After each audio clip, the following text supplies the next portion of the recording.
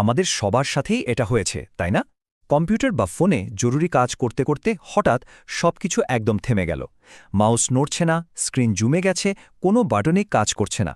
এই যে বিরক্তিকর একটা অবস্থা, এর পেছনের একটা বড় কারণ হতে পারে ডেডলক। তো চলুন আজ এই প্রযুক্তিগত জটটা খুলে দেখি এর ভেতরে আসলে কি ঘটে। কিন্তু প্রশ্ন হলো, কেন হয় এমনটা? একটা আস্ত কম্পিউটার সিস্টেম কেন এভাবে হঠাৎ করে পুরোপুরি জমে যায়? এর পেছনের কারণটা কিন্তু বেশ ইন্টারেস্টিং। এই যে জমে যাওয়া, এই অবস্থাকেই টেকনিক্যালি বলা হয় ডেডলক।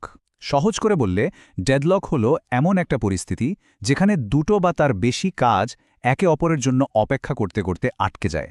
ব্যাপারটা অনেকটা এমন, ধরুন একটা সরু গলিতে দুজন মানুষ মুখোমুখি হয়ে গেছে।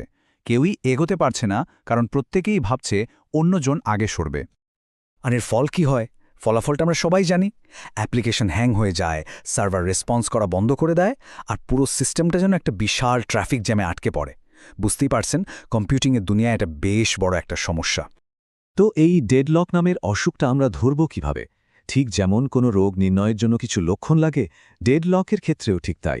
এর জন্য চারটা শর্ত বা লক্ষণ একসাথে হাজির হতে হয়। চলুন তো দেখে নেওয়া যাক কি সেই শর্তগুলো। এই শর্তগুলো হল mutual exclusion, hold and wait, no preemption আর সার্কুলার ওয়েট। আর সবচেয়ে জরুরি কথাটা হল, এই চারটেকেই কিন্তু একসাথে ঘটতে হবে। একটাও যদি অনুপস্থিত থাকে তাহলেই সিস্টেম বেঁচে যায়, ডেডলক আর হয় না। তো প্রথম শর্তটা হলো মিউচুয়াল এক্সক্লুশন। এর মানে কি? সোজা কথায়, একটা রিসোর্স, ধরুন একটা প্রিন্টার বা একটা ফাইল, সেটা একবারে একজনই ব্যবহার করতে পারবে। মানে ব্যাপারটা হলো, এটা এখন আমার, অন্য কেউ হাত দিতে পারবে না। এরপর আসছে ২ নম্বর শর্ত, হোল্ড অ্যান্ড ওয়েট। নামটা শুনেই কিছুটা আন্দাজ করা যায়, তাই না? এখানে যা হয়, একটা প্রসেস নিজের হাতে যে রিসোর্সগুলো আছে সেগুলো তো ধরেই রাখে, আবার নতুন রিসোর্সের জন্য আবদার করে বসে থাকে। মানে ছাড়তেও চায় না, আবার নতুনও চায়। এতে কি হয়? রিসোর্সের একটা টানাটানি শুরু হয়ে যায়। ৩ নম্বর শর্তটা হল নো প্রিএমশন।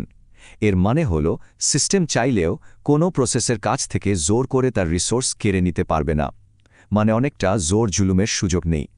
রিসোর্স কখন ছাড়া হবে সেই সিদ্ধান্তটা পুরোপুরি ওই প্রসেসের নিজের। আর সবশেষে ৪ নম্বর শর্ত, সার্কুলার ওয়েট। আর এটাই হলো আসল ফাঁদ।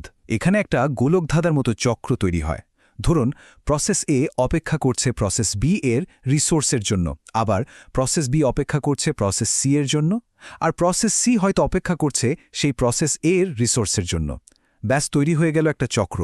আর এই চক্রে সবাই সবার জন্য অপেক্ষা করতে করতে একদম আটকে যায়। আচ্ছা, রোগ তো ধরা পড়ল, কিন্তু এর চিকিৎসা কি? ডেডলককে সামলানোর জন্য কিন্তু বেশ কিছু উপায় বা কৌশল আছে।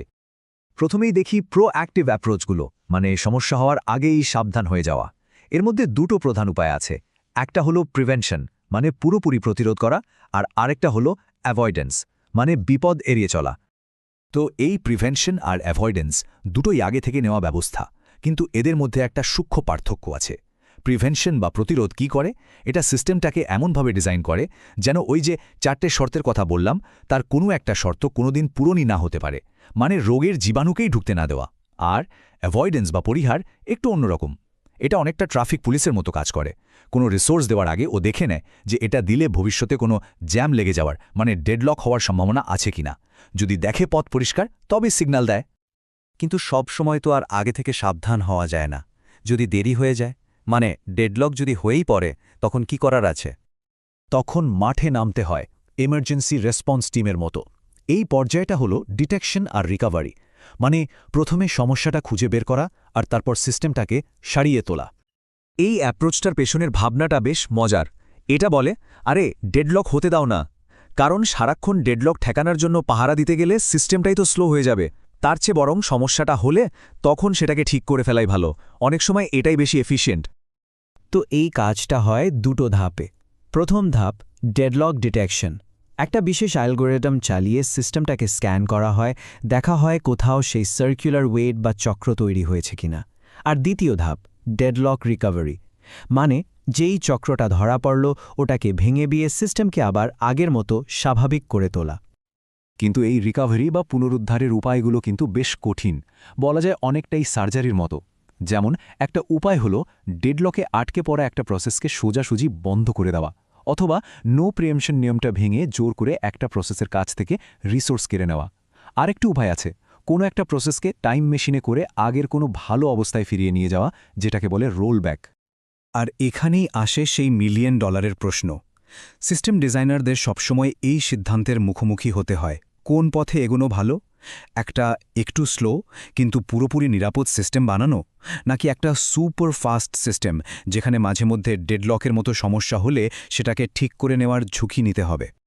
আজকের এই জটিল টেকনোলজির দুনিয়ায় এখানে কি 100% ডেডলক প্রুফ সিস্টেম বানানো সম্ভব, নাকি এটা একটা ইউটোপিয়া বা অলিক কল্পনা, নাকি আসল স্মার্টনেস হলো সমস্যা হলে কত দ্রুত সেটাকে সামলে নেওয়া যায় সেই দক্ষতা অর্জন করা? কোনটা আসলে বাস্তবসম্মত পথ? ব্যাপারটা কিন্তু ভাবার মতো, তাই না?